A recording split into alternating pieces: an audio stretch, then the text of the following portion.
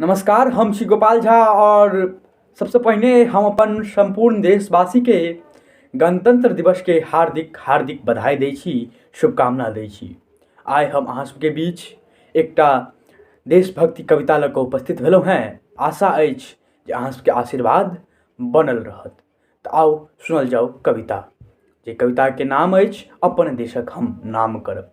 तऽ अपन देशक आन के खातिर हम जिंदगी कुर्बान करब। सात समुंदर पारो जाकऽ अपन देशक नाम करब। हमरा गौरव अपन देश के हम छी हिंदुस्तान के। जगत गुरु के गरिमा राखब अपन देशक मान के। संस्कार हम राखब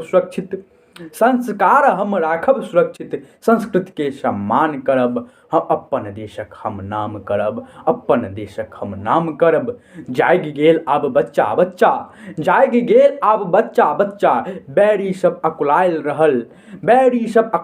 रहल। ककरा मोन में चोर बसल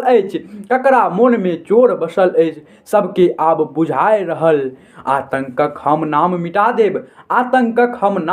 देब, एहि संकल्प संग संग्राम करब। अपन देशक हम नाम करब। धन्यवाद।